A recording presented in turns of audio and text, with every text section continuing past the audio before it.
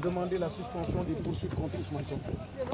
C'est une attitude responsable, il nous semble, de la part donc, de l'opposition parlementaire, mais au-delà de l'opposition parlementaire, du Parlement de façon générale. Parce qu'ici, il s'agira de tout faire pour voter en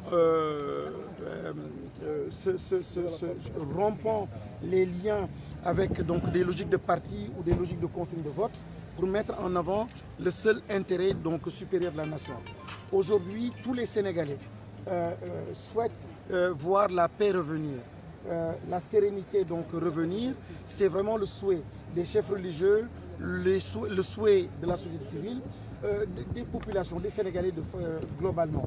Et heureusement que le Parlement, l'Assemblée nationale, a en son sein les moyens légaux donc, de ramener cette sérénité-là en demandant donc, la suspension des poursuites.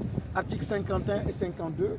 Donc, bien sûr, on parle de suspension, pas d'arrêt des poursuites. Là, c'est du ressort donc la justice.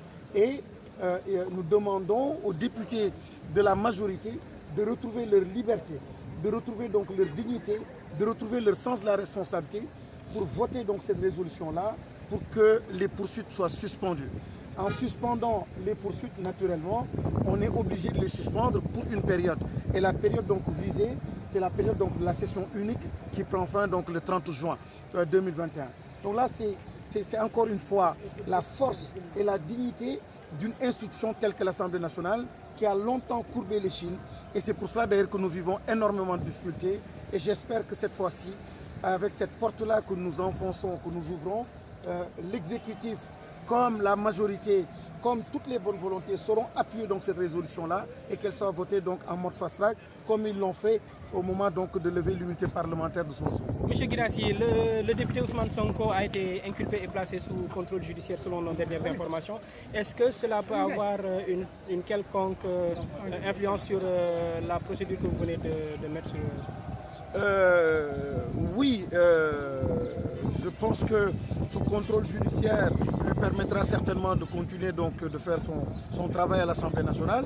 C'est déjà un signe de décrispation assez important, mais j'attends la confirmation. En tout cas, notre volonté, c'est que le droit soit dit. Au moment de lever son immunité, c'était notre posture. Au moment donc d'installer la commission ad hoc, les travaux de la commission, ce fut aussi donc notre posture. Et aujourd'hui encore, c'est notre posture en mettant en avant encore une fois le droit. Et quand le droit est dit, donc je pense que les Sénégalais peuvent s'entendre autour de ça. Mais quand on a la perception qu'il y a de l'injustice, qu'il y a de l'abus, une précipitation, que les droits sont violés, mais en ce moment, ça devient extrêmement compliqué, extrêmement difficile. Honorable, c'est confirmé.